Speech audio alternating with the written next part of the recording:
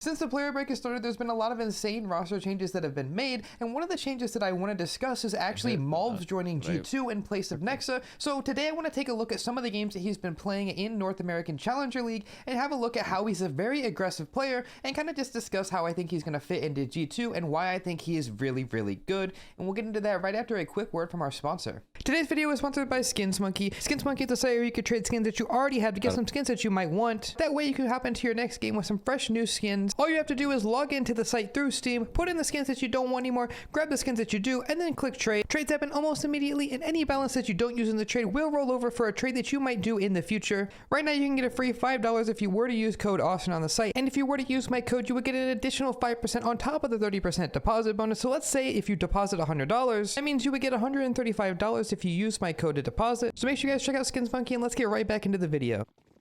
Now, Malbs might be a player that you haven't actually heard that much from, and that's because he's been playing in the North American region, and a lot of people don't pay attention to NACS, whether that be for better or worse, I'm not sure. But either way, Malbs has been absolutely farming in Tier 2 North American CS, and we actually have a game here from Challenger League, which if you guys don't know, I actually play in this league myself. I've played against Malbs a few times in the past, and he's a very, very aggressive player. Something that you can always account on is Malbs. Well, you know, he's holding W. And we're going to look at this after we skip the pistol round. You know, I hate watching pistol rounds because they're just random at the end of the day. And we're going to see this very, very aggressive T side and also CT side default that they like to do on M80. And it's really good because, well, I mean, to be honest, looking at G2, they already have a player like this, which is Nico, somebody who plays more aggressive, but they don't have somebody quite as aggressive as Malbs, and you're going to see he just takes a lot of liberties here in Banana. Now, I have pre-watched the game before, as always, so I have an idea of how this is going to go. And look at Malbs. He sees that the Banana take's coming in, and he actually disrespects the utility, walking in front of the smoke and then hitting an insane shot onto Stan. Realistically speaking, Stan really can't do anything there. He's jump spotting to get the info on where to nade, and Malbs hits a blinder on him. And of course, off of the back of that kill, Malbs is going to keep creeping up. He knows there's no reason not to. He's going to peek on Grizz and look for him here. He knows he's jiggling. His teammates are grouping up behind him. The God Flash comes in. Grizz reveals himself, and Malbs is just going to hunt him down. And there's really nothing he can do. This is not a mistake on Grizz's fault. Maybe he could have lived a little longer, but look at the aggression. Like I said, off the back of that kill, disrespecting the util, getting the kill on Stan, jump spotting, and then continuing to hold W. Now, you would see somebody like Nico do this on G2, but you probably wouldn't see him do it as fast or with the pace and, you know, disrespecting the utility.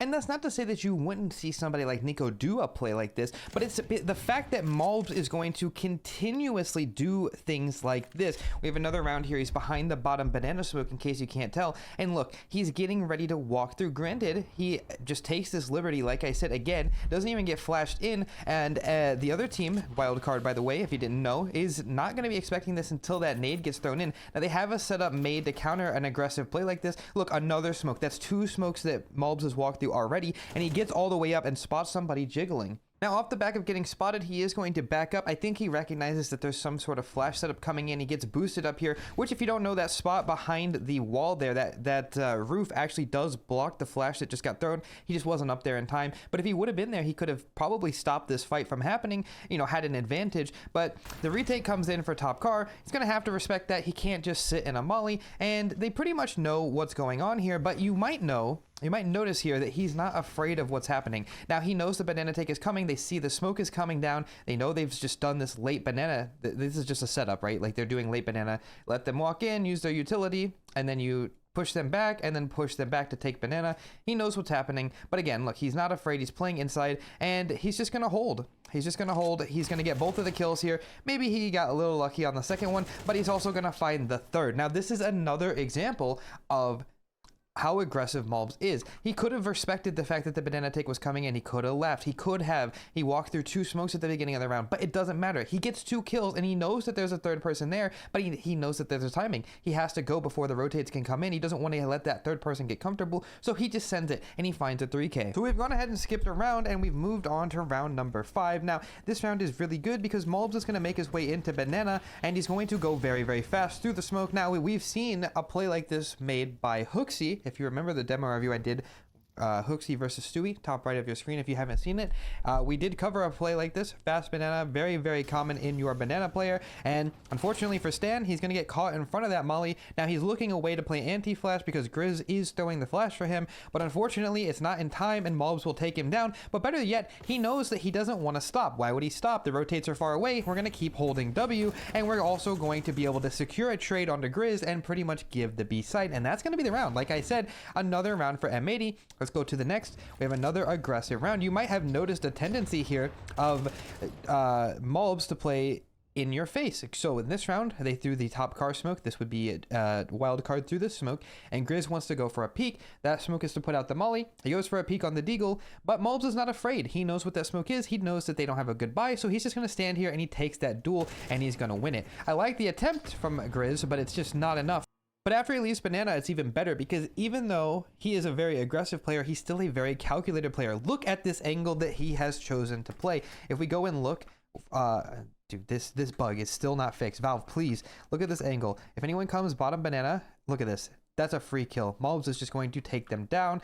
Really, really strong angle. You might remember, if you ever watched old CSGO, you might have seen Nico play this angle back in the day because he used to play the role that Malbs was playing, and this angle is really strong because anybody that pushes down banana, they're going to get absolutely obliterated, as we see here. Stan's going to be the first one to find that out, unfortunately, and it's just going to be another example of Malbs being a smart player as well as an aggressive player. This is him being passive. He knows he doesn't want to give this AK up. He's low at the end of the day.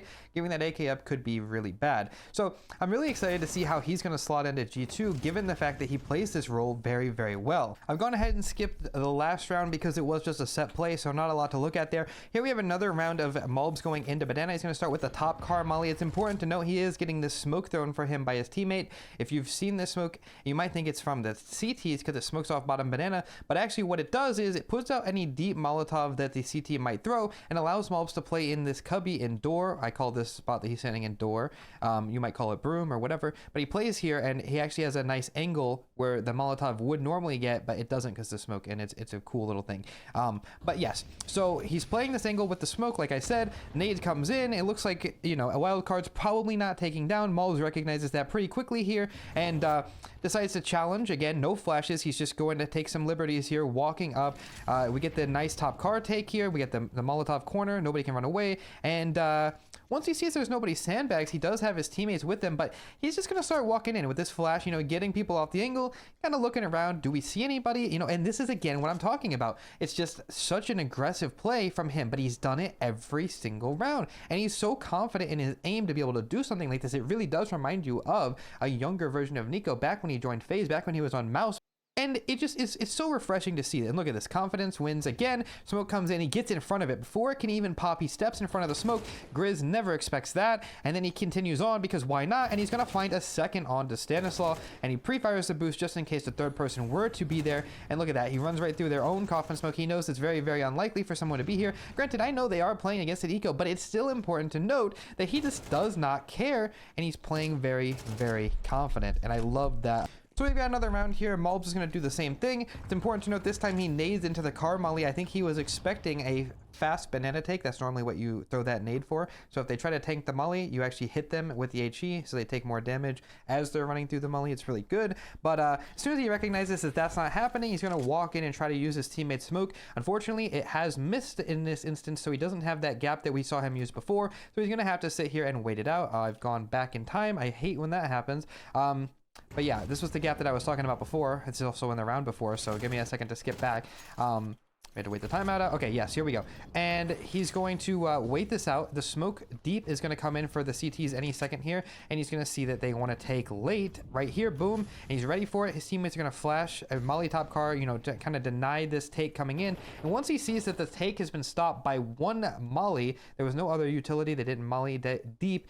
Malbs is starting to think, maybe there's only two here and they're faking. He would never be expecting the op here in this instance. So he's going to just peek the corner. He's going to have a look at what's going on with this flash. Unfortunately, that flash is going to get slight off the angle just for a second, but that second is enough for Malbs to get the angle on slight before he repeaks and hit a nice shot. That's the entry, and that's a kill on the opper, which immediately signals to the rest of the Ts that A only has two people on it. And why is that? Well, that's because normally the opper plays A, and if he is B, normally there's going to be three, because you wouldn't have a B player play A so that you would have 2B with the op. It doesn't happen that often. So he knows what's going on. So the rest of his team is going to shift over towards A right away because they know they have an advantage. And in the meantime, Malbs is going to continue on. Unfortunately, the setup finally will be able to shut him down. But it doesn't matter because he's already done the damage. He's aggressively walked up banana and he's found the entry, which is just yet another example of what I'm talking about. He has no fear. And actually another example that's really good, even though they lost that round, is the next round where we get to see he does the exact same thing. He's gonna come into banana. Where is he at? Yep, he does the molly top car. He gets his teammate smoke and he's already peeking. He doesn't care. He look at him go again. He goes for another fight. But this time, because he did just do that, Grizz is aware of him. Remember, this was just a faster version of what they did last round, so you didn't miss anything in the early part there. He goes for the fight, and he will get shut down. But again, this is just to show that he is not afraid of anything that could be going on. He's just a very confident rifler. You can put him against anybody in the server right now, and he'll be doing very, very well. So, all right, we've got another round here. I think this is actually my favorite in the bunch that we've looked at so far. So, of course, same as always, we're gonna molly top car. We've got a different smoke that is thrown from our teammates. Now, this one that lands in front of half wall is an old version of a smoke that we threw in CSGO called the Kerrigan smoke. And what this is supposed to do,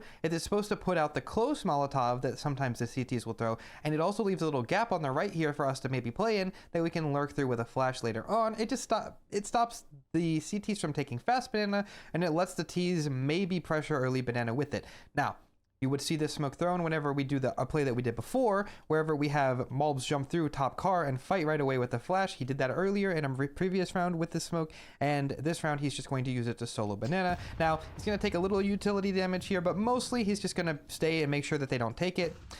And he does a really good job at maintaining this pressure. And once that happens, we see the same thing as before. It's literally the exact same setup. He's got two teammates to help him. He's playing anti-flash, listening for rotates if he can hear them. And whenever the teammates get closer, he's going to just walk up. Now remember, in Wildcard's perspective, they have always heard at least one piece of utility thrown towards top, like the corner, maybe a nade sandbags, or at least something was getting thrown towards top car, right? In this instance, Wildcard is gamble stacking 4 towards A because there has been only one A finish, or maybe 2, this entire game, and most of it has just been Malbs walking up. And now to counter Malbs walking up, what would you do? Well, you just post your opera on banana. That makes sense, right? So if Malbs dies, then you're probably going to force them into A. That's exactly what they're thinking. Realistically speaking, if your opera is just challenging a rifler, then, you know, it's probably going to be the opera winning, right? Right, yeah, so that makes sense. It all makes sense. It's perfect. But M80 is aware of the fact that this is something that Wildcard would be thinking, and so instead of throwing the corner util and letting Slight know that we're on our way, we're just going to let Malbs do his thing. He's just going to contact up, you know, we're going to let Malbs just kind of do his thing here. And as soon as he peeks, the flash goes off at the exact same second. You might think, I can't believe Slight lost that duel. No. Let's watch that from Slight's perspective so you can really get an idea as to what he saw. Watch this. He's holding this angle, waiting for Malbs any second. Boom, dead. Not even a second before he was blind, he's dead. Absolutely insane. Absolutely insane. And why does this work? It works because the conditioning that Malbs has been doing. They're expecting any utility to be thrown. They're expecting Malbs to maybe even walk up and fight dry because he's done that a few times. But they're not expecting him to peek at the exact same frame. A flash goes off, which denies the visibility of the opera, of course. That's what flashes do. And then they just take the site. It's absolutely beautiful, but it only works because Malbs has been conditioning them the entire time to play like this. That's why a round like this is so good, and of course, that's why Malbs is one of the better riflers to have on your team. So we got the last round of the half here, and he's gonna just start by throwing this Molotov. Now he's starting to feel a little more confident, doesn't want to hide right away. His teammate Smoke, funnily enough, has actually completely missed. It was supposed to smoke off that molly, just like we talked about. He actually was supposed to get the fast molly here. You can see he was planning on it. It was supposed to be this molly, the one that puts out the molly. It doesn't hit, it completely misses, and so because of that, he's gonna have to make his own play. But you know what? He doesn't actually care. He just wants to get up in their face, and he challenges Grizz. He's gonna win it. Very good fight for him to win, and pretty much that's gonna be the round, and it doesn't really get any more interesting. So let's switch over to CT side here. I got a few rounds I want to talk about. You might think that Malbs' gimmick is that he's aggressive, so you're expecting him to just be full sending banana every round, which he will, don't get me wrong. But another thing that he's really good at is he's kind of a good anchor player as well, which you would expect for a player with good aim, and you won't be disappointed here. He has a round with a deagle, and it's going to remind you of a certain player that he's about to be teammates with, and you're going to see exactly why. Here's a nice lurk smoke that a lot of pros are throwing. They throw the smoke in the fountain because it lets you hide towards the backside. A crazy shot onto JBA there, followed up with another one one onto Grizz. And look at this. You're seeing this ability to stay alive, but also while hitting shots. And this is just an eco where he only gets 2 kills. But I just want to provide a little context of what you can expect going into this G2 roster is he knows exactly what he's doing. He's very good at staying alive. He's very good at anchoring. This smoke that lands in the fountain allows him to basically float in this entire backside area. And because he doesn't really, you know, miss, he has insane crosshair placement, really good shots, he's just going to be able to stay alive. And that's something that I think we're going to see a lot of with him on G2 is him anchoring. I hope anyway, is him anchoring down positions and just getting a lot of multi-frags, and I'm very, very excited. I actually have a few more rounds to talk about on CT side. Like I said, we're going to skip the full eco and move on to the first gun round here that we're going to see. We've got Mr. Malbs. He's taking his way towards Banana here. Going to start with a deep HE. Remember how he plays a nade like this would do a little damage to him every time, so that's why he throws it. He's also going to have his teammate to support him. That's going to be Swisher. And Swisher's going to line up this coffin flash, or a car flash, I should say, sorry. And the idea is Malbs is waiting. As soon as he jump spots looking for info, he's going to get this flash, clear out close, and off of the back of that information, they're going to be pretty comfortable to cheat the rotate over from Swisher, so he can play 4 towards A. And again, Malbs, because he cleared out this top car area, he knows one thing, okay? 2 things, I should say. The one thing is that nobody's close half wall, right?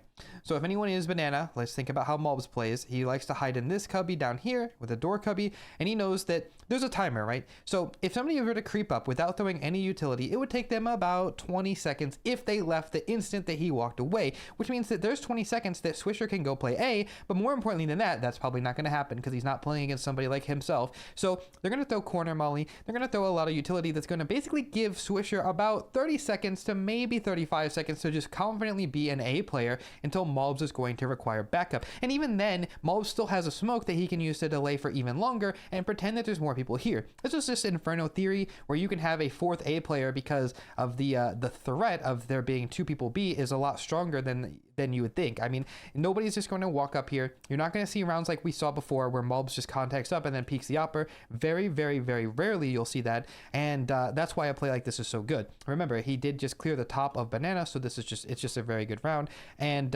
yeah, the hit's going to come in.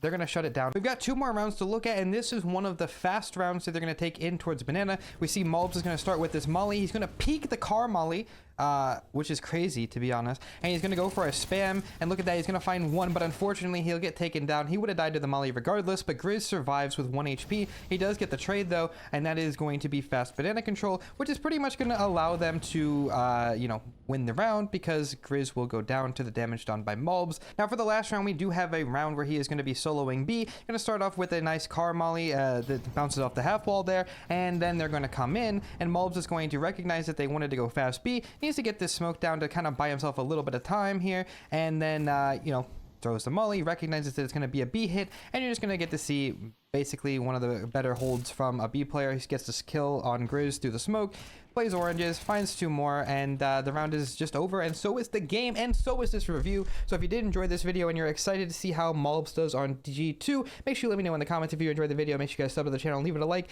and share it to your friends who don't even know who Malbs is, who's like, why is G2 picking up this random player? Let them know that he's actually insane, and that's going to be it for me. I'll see you guys later, and yeah, that's it. Bye-bye.